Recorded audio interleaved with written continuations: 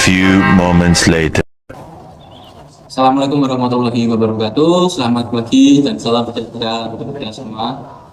Teman-temanku, pada pagi hari ini saya bersama dengan dua orang narasumber kita akan membahas beberapa topik tentang korupsi hari ini. Yang pertama ada Mas Ivan dan juga Mas Rosid dari Bojonggede. Nah, korupsi, topik kita hari ini adalah korupsi. Korupsi merupakan sebuah topik yang hangat diperbincangkan belakangan ini, mulai dari korupsi tentang di sektor pertambangan atau mungkin dari sektor publik, sekarang menjadi topik yang sangat hangat. Korupsi di sini juga merupakan sebuah hal yang sangat merugikan bagi negara dan juga kita semua.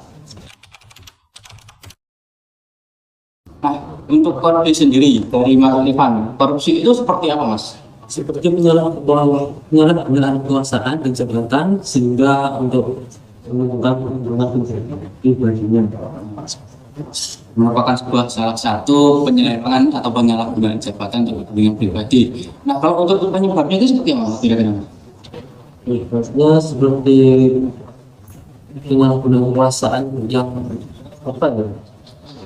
Seperti penyalahgunaan yang tinggi itu loh. Jadi kan mungkin penyebabnya bisa faktor kekuasaan ya. Karena kalau rata-rata orang punya kuasa itu punya wewenang sendiri untuk melakukan korupsi, dan yang kedua itu sifat manusia. Mungkin seragam utama kasus itu bisa jadi faktor penyebab itu. Nah, sebenarnya seperti itu faktor penyebabnya. Itu faktornya bisa seperti dari faktor keserakahan atau mungkin penyelewengan kekuasaan, yang dimana jika seorang manusia itu memiliki rasa serakah, mungkin mereka akan melakukan hal-hal yang lebih akan melanggar norma-norma yang diberikan. Ya, dari Mas Musnya tadi sudah dipaparkan tentang penyebab dari korupsi. Nah, untuk upaya dari korupsi sendiri, menurut Mas Ivan apa ya?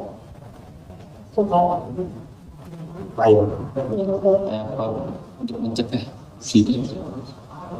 upaya untuk mencegah korupsi, mungkin bisa diperketat undang-undang. Untuk yang ketahuan melakukan korupsi bisa dimiskinkan sampai ke keluarganya, disita asetnya semua, atau bisa juga dihukum mati sebagainya. seperti itu salah satu tindakan upaya pencegahan atau anti korupsi yang diberikan Indonesia saat ini. Bisa jadi pemberantasan aset atau mungkin dimiskinkan dari keluarga supaya memberikan efek jerah. Dan jangan lupa tentang upaya perundang-undangan yang perlu diperketat, dan juga pengangkatan dalam hal lembaga seperti KPK dan juga Ombudsman dalam penanganan korupsi. Seperti itu, teman-teman. Untuk selanjutnya, korupsi tidak luput dari kegiatan anti korupsi. Nah, anti korupsi sendiri, menurut Mas Rosid, apa sih anti korupsi itu? Menurut saya, anti korupsi itu upaya mengendalikan atau mendorong untuk memiliki sikap menolak tindak kejahatan korupsi, jadi tidak korupsi.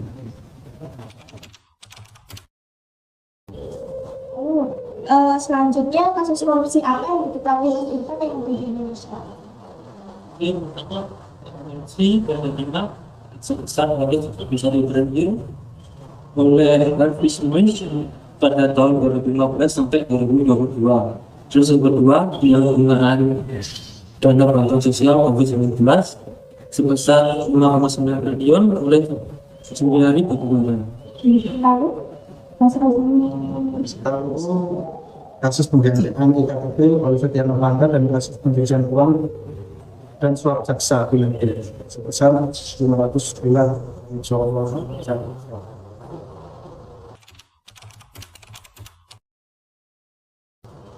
Selanjutnya, menurut Mas Ivan sendiri, bagaimana efektivitas penegak hukum di Indonesia selama ini? Tindakannya sepertinya belum efektif karena dampak korupsi masih banyak terjadi di Indonesia ini. Sistem hukum yang belum tegas 100% menjadi penyebab budak kriminalitas dan kasus korupsi masih merajalela. Nah, tadi sudah dijelaskan ya mengenai contoh kasus korupsi di Indonesia dan juga efektivitas penegakan hukum. Kemudian sekarang masuk ke bagaimana cara membangun kesadaran perilaku anti korupsi. Menurut Mas Rashid sendiri bagaimana, Mas? Menurut saya memberikan pendidikan anti korupsi dan kesadaran dalam beragama. Untuk Mas Irfan sendiri bagaimana, Mas? Menurut Mas Irfan? Saya itu membangun bersinta yang paling tentang kita mencegah tindakan korupsi. Terus yang kedua, memberikan hukuman yang dapat buat efek jerah agar tidak korupsi berulang lagi pada masa yang akan mendatang. Baik, berdasarkan hasil wawancara yang telah dilakukan, dapat kita ambil kesimpulan yakni para narasumber yang diwawancarai mengetahui apa itu korupsi, anti korupsi, dan juga contoh tindak pidana korupsi. Kemudian para narasumber dapat memberikan pendapat mereka mengenai efektivitas penanganan korupsi serta memberikan solusi pada penanganan kasus korupsi yang ada di Indonesia.